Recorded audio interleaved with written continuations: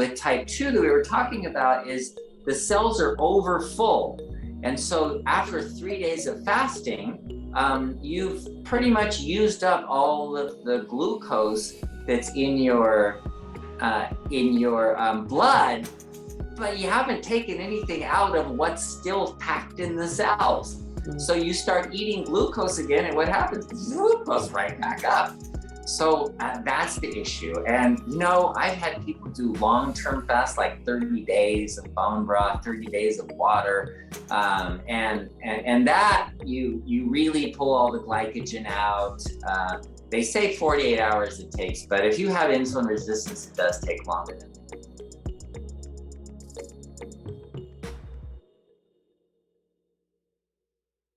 Hello, everyone. Welcome to the Fix Blood Sugar webinar. This is episode number 190, which is so crazy to me. Isn't that awesome? 190 episodes where we are talking about type 2 primarily. And man, I'm telling you, these webinars have been packed. We've had so many of you. Some of you have been here for the majority of these webinars, and some of you, this is your first time here. And we're just excited. Dr. Saunders has really been able to help so many people. And I've been getting just wonderful messages from so many of you who are just thankful to be able to talk through some of these questions that you have as you are looking to reverse your type 2, which is the ultimate goal for most everyone who's here on the webinar. Some of you have already done that and you're still coming back. You're still hanging out with us. Just because you like the information that Dr. Saunders shares. And I can't blame you, because that's how I feel every day too. I already know a lot of the stuff he's going to say, but I still learn from him every single week. So again, welcome. You are here at the Fixed Blood Sugar webinar. I'm going to start out. I literally just got this message 20 minutes ago from one of our friends. I had the opportunity to interview him about his type 2 journey. And some of you maybe have seen his video, but Tim Savage said that I could share this with you guys. He just emailed, said I won't be able to make it to the webinar today due to other obligations, but I wanted to report today that my A1C went down to 6.0 from what had been 6.5 when I started with you folks and listening to Dr. Saunders. He has never taken meds. And he has not been 100%. This is what he said. I have not been a 100% good boy, so to speak. Even having some actual ice cream and cake for a couple of birthdays and some regular carb heavy foods went out to San Diego on business recently. But I'm consistently taking the Barton Greens product, which continues to regulate my bowels, even when away eating less than desirably. So this is a true godsend. When I'm home, I'm consistently eating 1 avocado per day with 2 high fiber, low net carb wraps as one of my meals. Feel free to share any part of this with the audience today. And of course, with our beloved Dr. Saunders. Love it. Is that so good? Good work. That's like amazing how, it works. When you do the system, it works. I just love that. I know. And I'm pretty sure that it was Tim that told me he has gotten to the point where this is the beauty of the diabetes solution kit. I'm just going to jump right into this and tell you all about this. Okay, so here's the diabetes solution kit. If you're new, you may be thinking, I have no idea what you're talking about, lady. I don't even know how you got on my screen. But many people are using this. This is what Dr. Saunders recommends to his patients in his office. And basically, we took that information, put it into either a digital form or or this book printed copy. And that's what most of the people who are on this webinar are following. Okay. So that is what Tim has done. He has used the diabetes solution kit, and he has gotten so in tune with his body that he knows. He's the one who messaged me and said, I can drink like a little bit of juice and it doesn't affect my blood sugar. But if I have sugar-free gum, my blood sugar spikes. So that's how in tune he is with his body, because he's put in the hard work. When you go through phase 1 and you slowly move to phase 2, phase 3, you get to see how your body responds to different things. And that's the beautiful part of this. You get to know yourself. Isn't that cool? So anyway, we just love it. And Tim's just awesome. So I just wanted to share that little story. there's hope. I feel like sometimes people who have hopped on here the first time feel like I'm going to have to take medicines forever. I don't want to. Maybe they don't agree with you. And there is hope, guys. There is hope.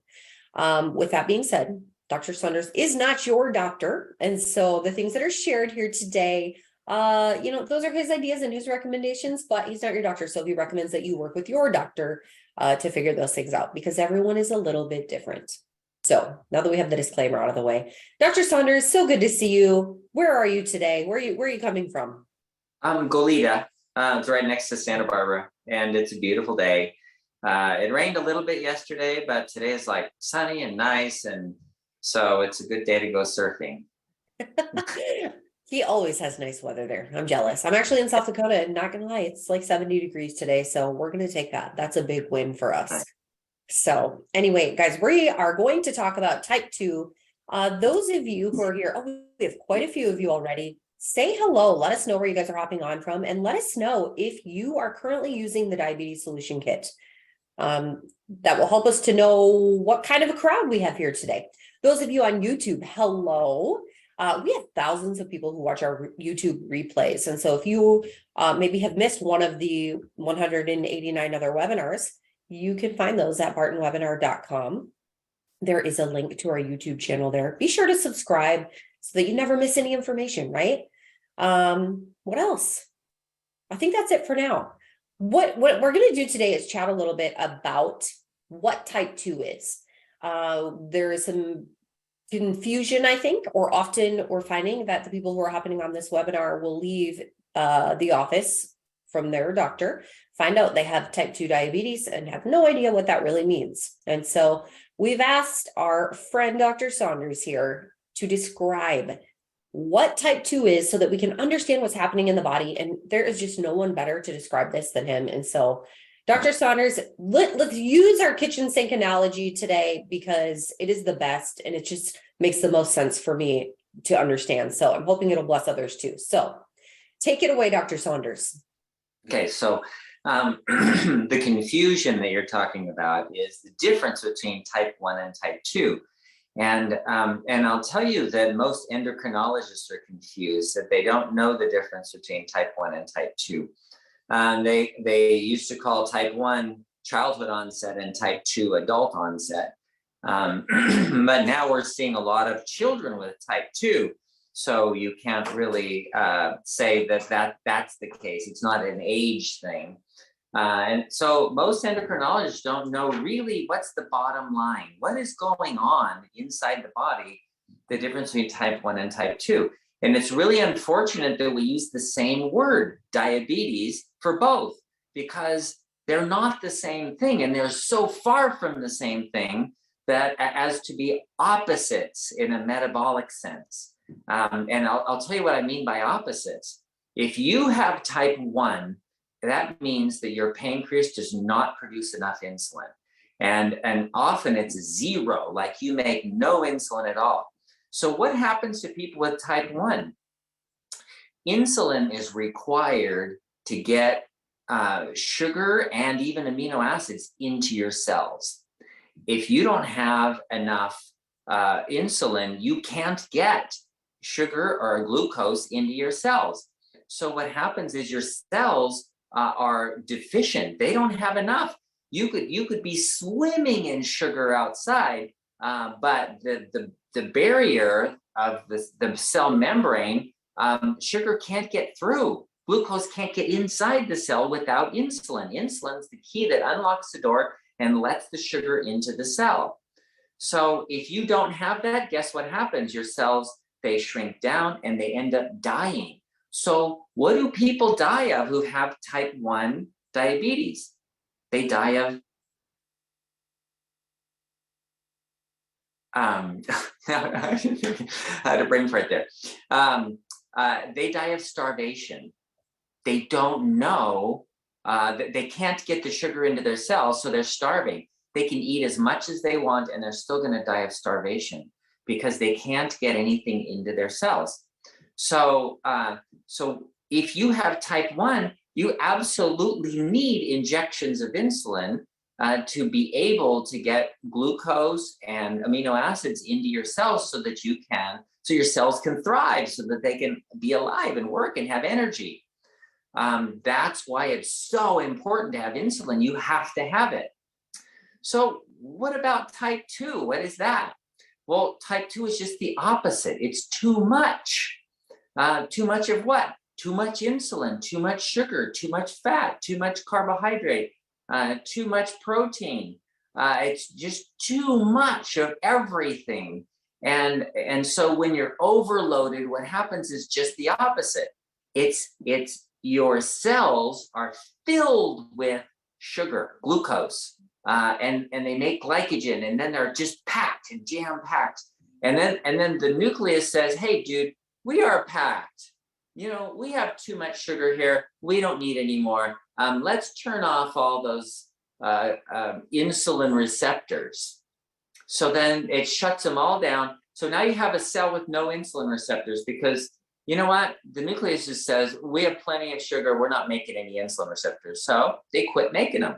So now you have a cell with no insulin receptors. So the insulin comes along and goes, gosh, nothing there, and nothing there, and nothing there, and nothing there. Meanwhile, the blood sugar's going up because it can't get into the cells because there's no insulin receptors. It's called insulin resistance. And so people who are insulin resistant, they have plenty of sugar. They have plenty of energy. That's why it's the opposite of type 1. Type 1, the cells are dying of starvation. Type 2, they're dying of overload, right? Too much, too many. And so if you look at a good analogy to use of the too much is kind of like, your kitchen sink is clogged. The drain is clogged. You turn on the water and it starts filling up and it's not going down. And you try plunging and it's not going down. And so you call the plumber. You say, dude, my sink, I turned on my sink and it's filling up and the drain is clogged. And it's starting to overflow. It's going actually onto the floor. And so the plumber says, you're going to need a mop. So you get out the mop and you start mopping, you're wringing out the mop, and you're mopping more, you're wringing out the mop. And it's working for a little while, but now it starts overflowing a lot and the water starts coming off onto the floor a lot. So you call the plumber, it's overflowing more. What do I do? And the plumber says, get 2 mops. So then you got, you're mopping with both hands, you're wringing out the mop with both hands, and it's still kind of water's getting all over the place and it's still filled up with water. So you call the plumber, and the plumber says, get 3 mops. So you got your wife and kids in there mopping and wringing out the mop, and another kid emptying buckets, and you're just working really hard to keep this water, the overflowing water, from filling up your house entirely. And so you call the plumber. The plumber says, get 4 mops.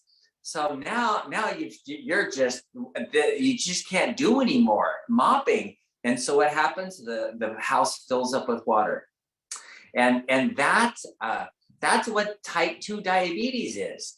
Your cells are filling up and filling up and filling up. And now they're just stuffed up, they're blocked, and they won't take any insulin receptors, they won't take in any more sugar. So the blood sugar starts going up. So you call your doctor, and the doctor says, you need to mop up that blood sugar. So here's the drug, and that drug is going to cause you to suck up a little more sugar so that it lowers it down. And then you get more cells that are plugged up. So then your blood sugar goes up more, and you call the doctor. Doctor, my blood sugar is even higher. Oh, you need 2 drugs. And this goes on and on, just like the plumber. So what would be the best thing the plumber could say when your sink is overflowing? Well, for heaven's sakes, turn off the water, right? Number 1, turn off the water. You know what? That's what the Diabetes Solution Kit is all about. How do you turn off the water? How do you turn off the sugar? Your cells are over full, your blood's filling up with sugar. What's the best thing to do? Do you want to go mop up that sugar with drugs? No, you want to turn off the water. That's what you got to do. So turn off the sugar. And that's just what the diabetes solution kit is. It's just like a little magazine. You saw her. It's not a big book. It's actually a little pamphlet, and it's really simple to follow, and it works. And people, we have thousands, literally thousands and thousands of people who've done it, and it works. Yeah. So number one, turn off the sugar. What does that mean? Well, the book is How to Do a Simple Ketogenic Diet. And what that means is you're eating 20 grams of carbohydrates a day. We call it phase one. Phase one is to turn off the water. Phase two is where you unclog it. And then phase three is when you find out how much water your sink can tolerate. Because, there's a reason you got this in the first place. And if you have a small drain and your drain's only, 1 inch, you don't have the usual 2.5 inch drain, you got a little 1 inch. So you can't tolerate as much water as other people. You know what? That just may be the way your body is fashioned. And that's why you end up with type 2 in the first place. So you don't want to overload it. And so that's where phase three comes in. So it's really simple to follow. Phase one, turn off the water. Phase two, unclog the sink. And phase three, find out how much you can actually, and for the rest of your life, you can actually turn down the faucet so it can't leak too much. And that's the way it works. Good stuff. I love it. We have quite a few people who have hopped on and said that they do already have the diabetes solution kit. Some of you have even ordered within the past week. So I'm excited for you guys. Those of you who are new, we have quite a few people on right now who will tell you, just do it, jump in, hop into phase one, do the hard stuff, make it happen. When Dr. Saunders mentions the 20 grams of carbs, that's phase one, and it's 20 net grams. I see we have a question from somebody in here asking about that. And so it's net carbs, just so that you are aware. But guys, this thing is small, but she is mighty. So there is a lot of good stuff in here. Again, if you want this right away, like within a couple of minutes, go to bartonwebinar.com. You can get the downloadable version of it. If you decide you want the print copy, that costs a little bit more, but it's like $19.97, I think, for the downloadable version of it. And that'll guide you through all of the things. Let's go ahead. Well, I want to ask you something. Where are we at number-wise for the number of people who have type 2 or are pre-diabetic? Oh, in the United States, or in most developed countries, it's increasing rapidly. Like it's expected that by 2030, about 1/3 of the population will have diabetes. So it's not a small thing. This is big. If you think of 300 million people just in the United States, and 1/3 of them means 100 million people out there with type 2 diabetes. This is not small. You talk about epidemics.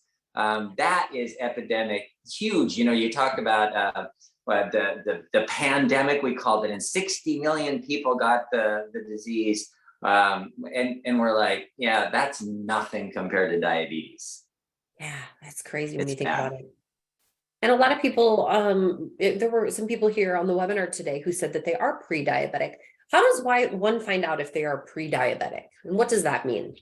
Oh, good question. Okay, so remember, type 2 is too much. And the actual diabetes comes to the point where it's so much that whatever glucose or sugar you're taking in is not able to get into the cells anymore because they're all being blocked from the inside. So your blood sugar starts rising. That's the diabetes. And that's where the two come in together. Why they have the same name is because type 1 causes high blood sugar and type 2 causes high blood sugar. And so that's why they have the same name. So pre-diabetes is the insulin resistance before you actually get the high blood sugar. And why that's important is because insulin resistance is what causes the problems of diabetes. It's not the high glucose. It's not blood sugar. Blood sugar does not cause the complications of diabetes. So things like Alzheimer's disease, neuropathy. My dad has pre-diabetes and his feet are already numb and tingling, and he's never had high blood sugar. At least it's never been measured high. But he does have pre-diabetes. So that's insulin resistance. That's really important because I have had patients who have had kidney failure. Their kidneys are already like in stage 3 kidney failure, and they don't even have high blood sugar. So don't wait until you have high blood sugar. You can do phase 1 of the program with pre-diabetes. Now, your next question is, how do you know? We measure insulin resistance by looking at insulin and glucose and see if there's elevated levels of insulin. If you have high insulin, that's a sure bet you have insulin resistance, even if your blood sugar is normal. The hemoglobin A1C can also be helpful. If the hemoglobin A1C is over 5.6, if it's 5.7, 5.8, that's not diabetes, but it is an indication that your blood sugar is getting up in the high range. Because that being over full is not a yes or no question of diabetes. It's a where are you on the scale? Are you up here with your hemoglobin A1C of 6.5 or 8 or 10? Or are you way down here with your hemoglobin A1C of 5.0? Now, if your hemoglobin A1C is 5.0, that's perfect. That's where you want to be. So that's your goal, is the hemoglobin A1C of 5.0. Right. If you're over 5.7, then you have pre-diabetes. Okay, this is good. Quite a few questions from you guys. If you are on Zoom, you can post those in the Q&A. If you're on Facebook, I will do my best to get to those as well. And same with YouTube. Let's see. We have Holly on Facebook. Okay, may I ask what Dr. Saunders recommends for a dose of niacin for cholesterol? Okay, so not diabetes related, but she says, I've been on the reverse diabetes kit since January and I've had outstanding results. But from 3 months ago till now, my cholesterol has gone from 279 to 309. What do you recommend for niacin or anything else? Okay, well, niacin can be helpful. It can lower cholesterol. There are other ways to do it. There's other things you can do, such as having a very high fiber diet. And that's one of the issues with the ketogenic diet that we have in there, is that it's really easy to get a lot of fat in your diet and your cholesterol to go up because of that, even though the blood sugar is going down because you're not taking in sugar. However, you can fix that problem by increasing the fiber. And the way you do that on phase 1 is to look at the list of free foods, all of the things you can eat that you don't have to count calories. So for example, broccoli essentially doesn't have calories of carbs. You don't have to count broccoli. You don't have to count celery or lettuce or avocado. So having more of the high fiber foods will help a lot more than taking niacin. But niacin can help, and if you use niacin 500 milligrams 3 times a day, then that would has been shown to lower cholesterol. I was just looking through a diabetes solution kit. Oh, I'm trying to find I know there's a sheet that has all those free foods and now I can't find it. So if any of you have it in front of you, you know what page it's on. Feel free to share that in the chat. Okay, so more questions. Quite a few of you on Facebook, which is so fun. Let's see. Anonymous says, how does my blood sugar, how is it at 87 at nighttime? And then before breakfast, it's 124. Yes, I have the book. Yeah. So every time we have a webinar, we get this question. And so it's a common thing. We call it the dawn effect or the morning effect. And what happens is that overnight your blood sugar drops relatively low. And then you make something called glucagon. And glucagon tells your liver, make more sugar because the sugar's going down a little bit. And when you make more sugar in the morning, the cortisol goes way up. It like shoots up really high early in the morning, like 6, 7 o'clock in the morning. So you check your blood sugar and it's like crazy high, like 120 when it was 85 the night before. And part of the reason for that is the cortisol from your adrenal glands makes you more insulin resistant while you're making it from your liver. Your liver's putting out extra sugar. And so that's why that happens. It's a normal effect. But what's really interesting about that is if you have the dawn effect, it means you have some insulin resistance, and the cortisol just exacerbates it, makes that worse. So it's still telling you, yeah, that's why we use the morning sugar to say if your morning sugar is between 70 and 90, you're good. You no longer have insulin resistance. All right. Verna said the free food list is on page 36 in her book. Let's see. You're right. 36, guys.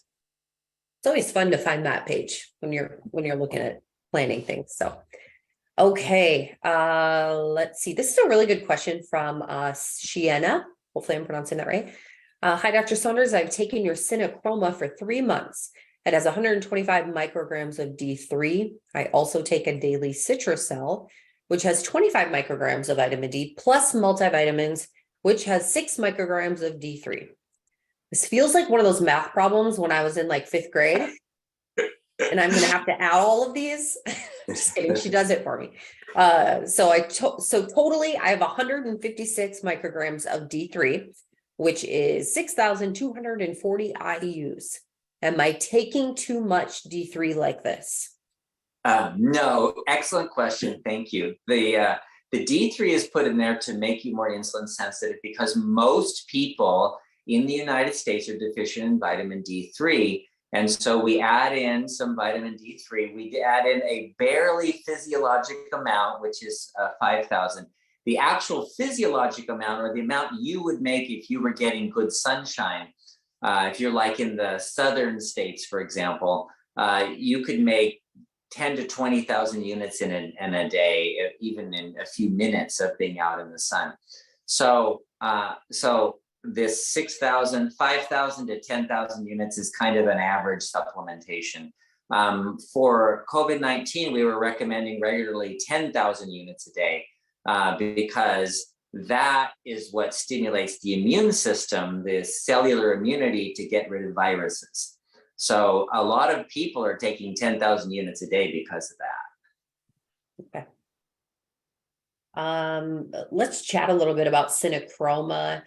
For those of you who don't know, you can find that at bartonnutrition.com. And I am out of Cinechroma. I had to order some more. It's supposed to be here this week. So, but you can find it at bartonnutrition.com. It has, let's see, selenium, vanadium, chromium, vitamin D.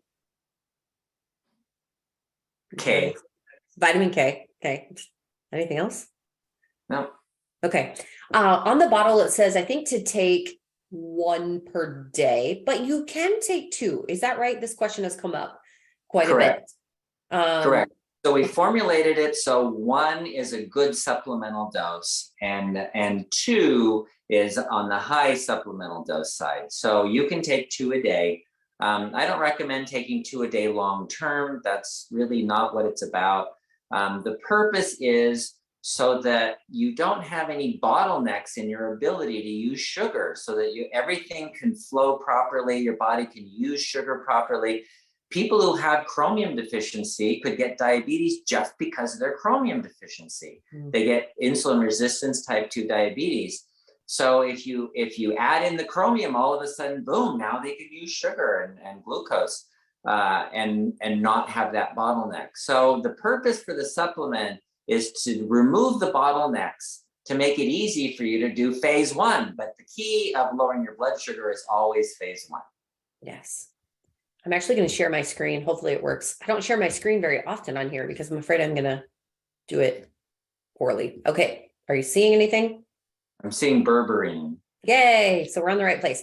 Okay. So this is bartonnutrition.com. We talk about this site quite often. But one of the fun things, you can see all of our supplements here. Let's try this. We're going to click on Cinechroma. Let me show you this little fun thing we have. We made sure all of our sites have that. Oh, look at this. I think we know that guy. Who's that? So all of our supplements have some information from Dr. Saunders on the site. So if you can't remember for sure what something was for or how he recommends it, etc., hop over to Barton Nutrition and look for that supplement there. This is one of our most popular supplements. Cinechroma is just, I think everyone on our team takes Cinechroma because all of these things, many of us were deficient in anyway. So we were like, why wouldn't we take this? And they're all together, so we don't have to take them in all of these different bottles. But just a really good product. Guys, because you're on the webinar, you get to use code webinar25 and you can save 25%. So be sure to do that. And then I'm going to figure out how to unshare my screen, which will be a whole new journey here. So unshare, stop. There we go. Look at that. Ta-da. You're back. Worked. Okay. Let's see here. I'm going to go to my questions again. All right. I had a really good question here from Terry and Eve from New Brunswick. They've been around for a while. I'm so glad that you guys are here with us. Their question is about the drug Farsiga, and they were one of them was just prescribed it. Okay, they called it Farsiga dapagliflozin. What can you tell me about this drug? Oh, it's Terry. Okay. So tell us about Farsiga and what do we need to know? Okay, Farsiga is an unusual diabetes drug, and it's a diuretic. It makes you pee more. And what it does is it prevents your kidneys from reabsorbing sugar. So normally what happens is you have a filter in the kidneys that filter all the water through, and they keep all the cells and the proteins inside, and they let the water through. And whatever's dissolved in the water is going to go out in the urine unless it gets reabsorbed into the body. And so it's a really cool way of filtering when you think about it, because your kidneys don't have to know what the toxins are. The kidneys just reabsorb what it wants, and whatever's toxic and waste products, it just lets go because it doesn't reabsorb it. So, so what Farsiga does is it blocks the sugar from being reabsorbed. So the sugar filters in, and then the sugar doesn't get reabsorbed, so it goes out in the urine. And so all of this sugar that you're eating gets peed out. And it's not a bad thing. It's better than some of the other drugs. Nevertheless, it does have its problems associated with urinary tract infections or urinary issues. And it can lower your blood sugar too much. That's not usually an issue though. The thing about it is if you're on phase 1, you're not eating enough glucose to run your body every day. That's the whole idea. So that your body starts having to pull glucose out of those overfilled cells. It starts pulling glucose out so the cells can be more relaxed and actually turn on those insulin receptors. So now your insulin works again. And Farsiga is okay, but I don't recommend it. Good question though. Okay, Kathy says day 22 at 20 grams of carbs or less daily. Blood glucose is all over the place. Low was day 3 of a 3-day water fast. It went to 110. Now it's on the way up again, 170s to 180s. Ugh, so upset. Any thoughts? Okay, that's a great question, and I'm glad these things come up periodically because, you know, if we just sold a book and left it out there for anybody to read and go through and figure it out themselves, they come up with these issues and they would go, what does this mean? What do I do about this? And you wouldn't have anybody to ask or talk to or get some ideas. So what I want to do is just give general information, ideas of why that happens. Why is the blood glucose all over the place? And why does it go right back up? Remember, the issue with type 2 that we were talking about is the cells are over full. And so after 3 days of fasting, you've pretty much used up all of the glucose that's in your blood, but you haven't taken anything out of what's still packed in the cells. So you start eating glucose again, and what happens? It goes right back up. So that's the issue. And, I've had people do long-term fasts, like 30 days of bone broth, 30 days of water. And that you really pull all the glycogen out.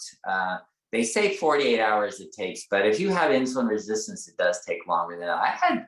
I had somebody doing just broth who it was 9 days before his blood sugar came down to normal. And I mean normal between 70 and 90, not 110. So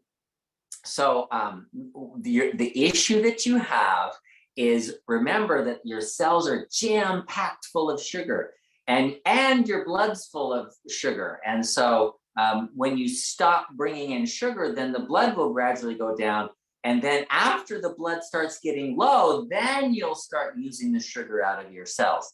But, that can take a while. It's not like the on-off system. It depends. Some people immediately, we've even had people, 3 days later, my blood sugars are normal. Yeah, okay. But we've had other people 6 months later, they're still not normal. So, there's a wide variation in how individuals respond. Right.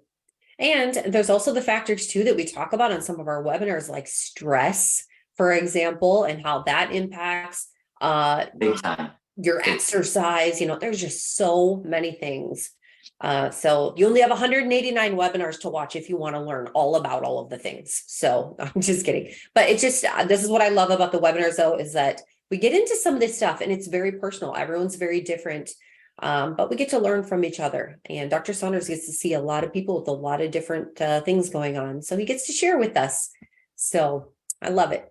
I've never gotten this kind of information from a doctor before. So this is wonderful. Okay. Let's see. Shanna is taking Cinechroma and Nervala in the morning, and then Nervala again in the evening. When should she take Berberine? Oh, take it with you should take Berberine at least twice a day. And if you're starting off, do it 3 times a day. So you take 1 capsule 3 times a day and take it with the other ones. It's fine. You can take Cinechroma, Nervala, and Berberine all together. All right. Now, that's interesting because I keep telling people Cinechroma is not to lower your blood sugar. That's not its purpose. But actually, Berberine actually works the same way metformin does and should lower your blood sugar. So that's a different issue. Yeah, that's so very interesting. You'll have to listen to, actually, you know what? Have we done a full webinar just on Berberine yet? No. We talked about it a lot, but I think we were going to. In fact, we need to do that because there's just been so much information.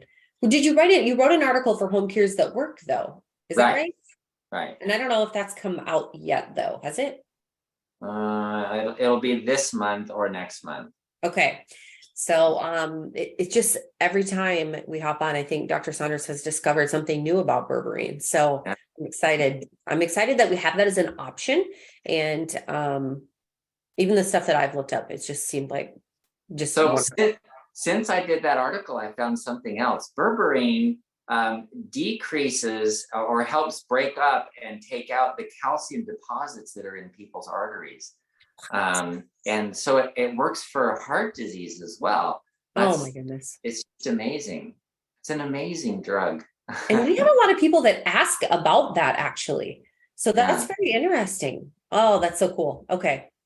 Good to know, guys. And Berberine is on our site. You can get 25% off with, if you go to bartonwebinar.com, you'll find a link to it as well. Or you can go to Barton Nutrition, and webinar 25 will save you 25%. Okay. So many more questions, guys. I have a bunch of them over in chat I see as well, but I'm working through the Q&A. So if you can post them over there, that helps me a lot. Okay, Eric says, what's the difference between fixed blood sugar and control blood sugar? You know what? I'll just tell you right now, it's nothing. It's whatever I type in there. Okay, but I like that idea. I like that thought. Fixed blood sugar means I no longer have diabetes type 2, that I don't have high blood sugar, that I have normal glucose all the time. I don't have insulin resistance. Control blood sugar means that I could have super insulin resistance, but I'm keeping my blood sugar controlled. And so control is what we learn in medical school, and fixed blood sugar is what we're trying to change to, is what we're trying to do here on this program. Yes, good. That's good. All right. Griselda says, hello from Lower Rio Grande Valley. Been feeling good. Have been recommending your kit and supplements to friends and people that I speak to. I'm happy to have been able to run across your program. I feel like I have hope now. Thank you for all that you do. Oh, love it. I'm going to share that with our team because our team loves to hear that stuff. So thank you for sharing. Okay. Asked that one already. Kathy says, oh, this may be a continuation of another message, but my cravings are bad and on the verge of tears most days, especially when preparing family meals and sitting at the table. I think it was the one the sugars were high. Yeah, how do we work in cravings? That's a problem that is over time. You know, I was a kid, a 5-year-old kid that would on a hot day, I would see a candy melting into the sidewalk and I would scrape it off the sidewalk and eat it. And that's the type of kid I was. My mom didn't allow candy. And when the Sunday school teacher brought donuts, I would stuff my face with as many donuts as I could. And my mom would complain to the Sunday school teacher, "You can't give." That was me. I just need sugar. I crave it. So over time, though, okay, I'm not going to eat any, and then I see a cookie and I go, "Oh, that's my favorite cookie," and I eat one, and then after I'm done, I go, "Well, it wasn't that good." So the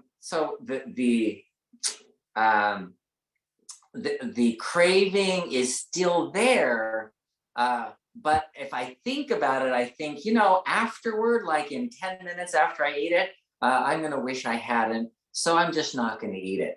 And, you know, I don't know how to do that because the cravings don't go away. I had a good friend of mine who was smoked all his life. He was in the army and they gave him cigarettes, and, you know, it was just, he was a smoker all his life. He tried to quit. Nothing worked. He got laryngeal cancer, throat cancer, and they had to take out his voice box. He had to put one of those things on there where you talk. And he had a tracheostomy tube that he had to breathe through and suck all the mucus out and all that stuff. And he hated it. He said, if it wasn't for this stupid thing, I would still be smoking. I know it. He said, this is the only reason I don't smoke. And he told me a year later, he says, I'm still craving cigarettes. I haven't had one in over a year. I'm still craving them. You know, I don't think the cravings go away. I think you just put them in a place and you go, oh, that's my craving. Okay, I'm not going to give in this time because it's not worth it. I don't know any other way. I'm sorry. A mental battle. Another question here about berberine. Johanna is wondering if you can take that with metformin. Oh, actually, you could. They kind of work in the same way. So, you know what?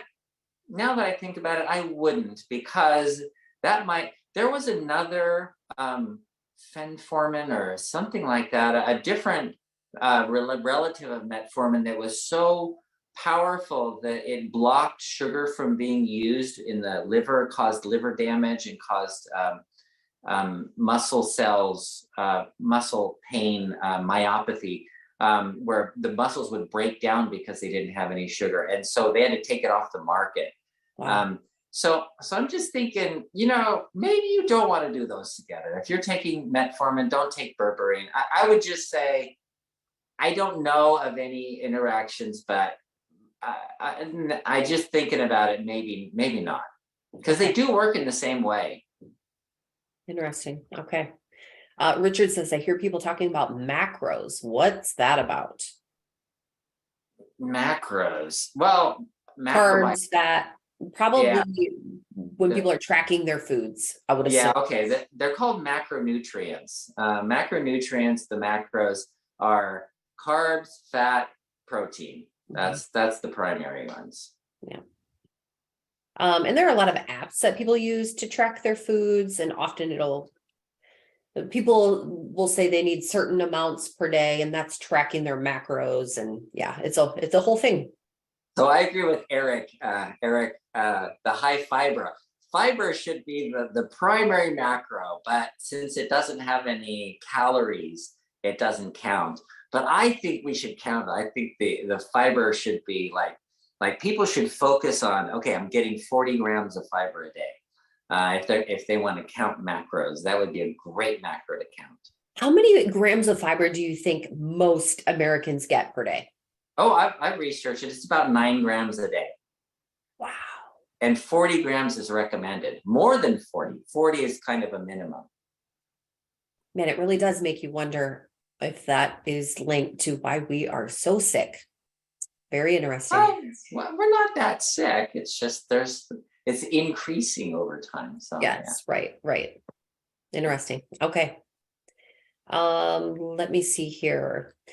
Winifred was on cinnamon for about 9 months, and my A1C has gone from 75 to 65, and now it's not getting any lower. My glucose in the blood is still at about 140.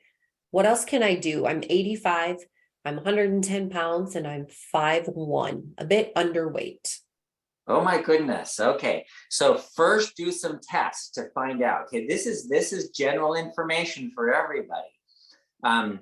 If you're underweight or low weight and you say, oh gosh, if I do this diet, I'm going to lose weight. I don't want to lose weight. First, do some tests and find out how much insulin you're making. Because remember, we talked about type 1 and type 2. There are a lot of people who make some insulin, but not enough. And so they're low insulin makers. And because they're low, they don't get a lot of sugar into their cells. They don't get a lot of fat into their cells. So they don't gain weight easily, and they don't get amino acids in their cells, so they can't make muscles either. So they tend to lose weight really easily and may need extra insulin in that case. So look out for that. Do the test first. Find out how much insulin your pancreas is making to see if that's what you need. All right. Okay. Someone said, can you please remind me what I need to do to get to your webinar? You're here. Otherwise, you can go to bartonwebinar.com, and maybe you're asking about the other webinar. But we do have 2 webinars per week, which I haven't brought up yet. We have this webinar each week, and then on Thursdays at 12 noon Central Time, we have a Healthy Heart webinar that we just launched. This will be episode 4, right? Yes. Wow, it's already been 4 episodes. That's amazing. Okay. Time is just flying when you're having fun. Okay, so, but you can register for both of those at bartonwebinar.com. They are free. You'll also get a couple of reminders. So even if you can't be there, we are going to record it. And that's on our YouTube channel. Someone is riding a motorcycle outside of my window. I can hear them. It must be a nice day. Okay, let's see here. What else? All right. Let's see. Shiana said, thank you, Dr. Saunders. My A1C test has been from 6.4 to 6.6 lately. Besides Cinechroma, what else can I do to lower my A1C? Wow, 6.4 to 6.6. So 6.4 is technically non-diabetes. It's pre-diabetes, and 6.6 is technically diabetes. So how do you lower your A1C? Okay, think of what A1C is. It is an average blood sugar over approximately 3 months. So that's a 3-month average of your blood sugar. So what that means is your average blood sugar has gone up a little bit, which means like after eating, you might have your sugar go up more than it used to, or it doesn't come down as much as it used to. So it might stay a little bit higher, and not necessarily going way high, but staying a little higher. So that's the average. So what you want to do is lower the average, and it's really simple. Do phase 1 of the program. So when you're on phase 1, you're not eating enough carbohydrates to run your metabolism. Normal people run about 60% of their metabolism on fat and 40% on sugar. That's kind of a roughly normal metabolism. When people have type 2, they burn less fat, they store all that fat. So now they're only burning 40%, and 60% is sugar because they have all this extra sugar. And so what you want to do is get that back. And that's what phase 1 is about. It's about training your body to burn fat instead of sugar. And then so you're eating less sugar, and then the sugar will go down. It does take a while. If you've had diabetes for a while, it can take weeks or months sometimes. Very interesting. All right, good stuff. I love this. Johanna said, so better to get off metformin and switch to berberine. That would be a choice that I would make personally. Yes. Very good. Okay. Chat with your doctor. Check with your doctor. I What'd you say? I didn't say that because I know the doctor's not going to know. If you ask the doctor about berberine, what do you know about berberine? Nothing. Okay, then how can you make an informed decision on that? You can't. I know. That's hard. So I didn't say it. I know. I did. I'm just trying to cover here. Yeah. And the good thing too is, your doctor's going to be watching your numbers. And so if your numbers are going down, you have to get off something. You can't keep taking drugs to lower your blood sugar when your blood sugar is going down. So yeah, hopefully they'll encourage that. Okay. All right, Gary says, I have just recently started having lower back pain, and my doctor ordered an ultrasound that revealed a kidney cyst that I've had for years that had grown to 13 centimeters and causing discomfort and pain. I'm taking Cinechroma along with glipizide and metformin. Does my use of Cinechroma have anything to do with the growing size of this kidney cyst? Probably not. Wow. Kidney cyst, 13 centimeters. That's big. That's bigger than the kidney. Kidneys are normally like 10 or 11 centimeters. So you've got like an extra kidney, even more on there. If you have a cyst that big, that's huge. Yeah. But so the question is, could these medications be involved with that? That's not likely. It's not a likely cause of any of that. Kidney cysts do form, and what happens is there's a capsule around the kidney, and the blood is coming in, and like I said, it's filtering through, and there are areas where you can get that fluid into the outside of the parenchyma of the kidney, and that starts forming a cyst because of high sodium deposits. It's an osmotic pressure that's developed, and so it just gets gradually bigger and bigger and bigger because of the extra salt in the cyst. Some people have a lot of them. If you only have one, just get it removed and it'll be okay. Okay. 2 questions here, kind of related. Shanna said, what shall I order to try your phase 1 of diet to lower the A1C? And then Dwayne also said, I heard that diabetes is not caused by the sweets in your diet. So what are the natural ways to reduce type 2 in diabetes? Are there supplements that help? Where do we go if we want to do this? Okay. So the first one was, how do I phase one. What? Yeah. What should I order to try phase one of the diet to lower A1C? To order. Might just mean this. Yeah, just order the book. or what foods, because it's all kind of in the book. That should be good. And then what was the second question? Dwayne said, I've heard that diabetes is not caused by the sweets in your diet. So what are the natural ways to reduce type 2? Are there supplements that help? Okay. So the taste of sweet can cause type 2. It can cause insulin resistance. I've had several cases now. One was my coach, CrossFit coach.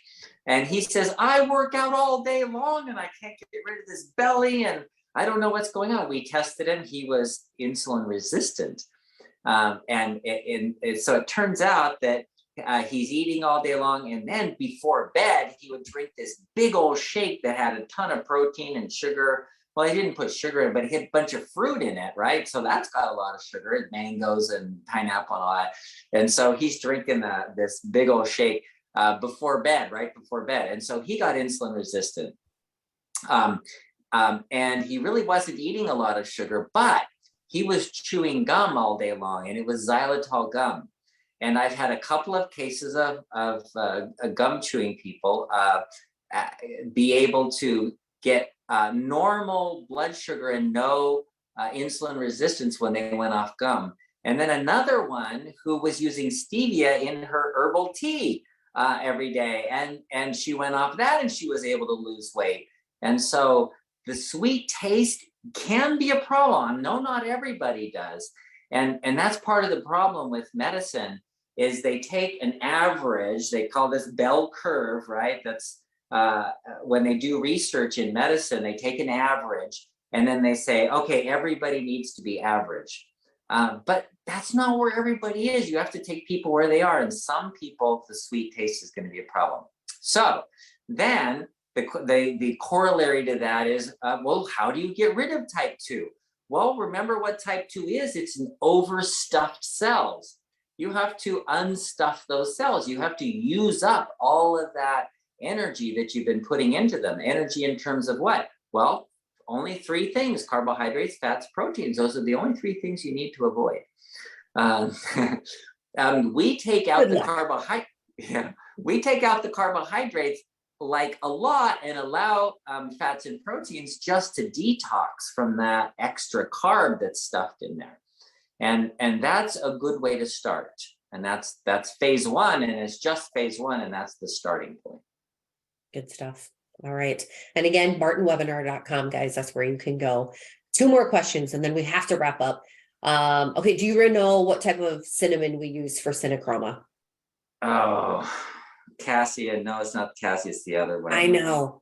I can't remember. In fact, I know this gets asked so many times, but I need to know this, so I better look that up. Okay. You know what though? We've done all the research on the coumarin, dicumarol, and all that's in it, and we went back to the company and said, okay, we need a test for this, and it is so minimal. It's there because it's a cinnamon extract, but the water extract doesn't even take out the dicumarol.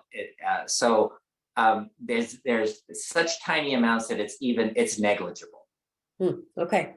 And then love this question. Richard says, what's your opinion of the continuous glucose monitor, especially the Freestyle Libre 3 compared to Dexcom? Do you have any thoughts comparing the two? I don't have a comparison of them. I don't know. I know they're not like really accurate, but that's not the point. The point is not to be really accurate. The point is to get an idea of where your blood glucose is with the activities that you're doing. So you go out and take a walk and you go, oh, it came down to normal. That's awesome. Or you eat a pineapple and it shoots up way high. You go, I guess I'm off pineapples. It's just a good way to be able to analyze your life and personalize it for you. So we wrote the Diabetes Solution Kit before these things were available. And if I had it, if when we do another revision, I'm going to say, okay, everybody, before you start phase 3, in fact, ideally before phase 1, get a continuous glucose monitor. That way you can see, you have like immediate like feedback on, oh, look what happens when I do this. Look what happens when I do that. It's great. Yes, good stuff. Okay, Dr. Saunders, thank you so much for being with us. You're awesome. We'll see you next week. Okay, see you tomorrow. Yes, you're right, tomorrow. All right. So I don't think that I can answer any more of these questions here, but let me look. Again, bartonwebinar.com is where you'll go to find all the information for all of the things that we talked about today. You'll also find a link to our YouTube channel. And guys, you want to subscribe to that so you get notified every time we upload a new video. All our webinars will be there, and some other fun stuff that we put up as well. So, yeah, a lot of these questions I probably won't be able to get to. But come back next week. Same time, same place. If you're looking for a webinar on heart health, then come back tomorrow, 12 noon Central Time. So calculate that time for you and your time zone, and you can register for that at bartonwebinar.com. It's free, another webinar with Dr. Saunders, myself, and actually Cheryl. And it's going to be good, guys. Thanks so much for hopping on. We will see you soon. Bye-bye.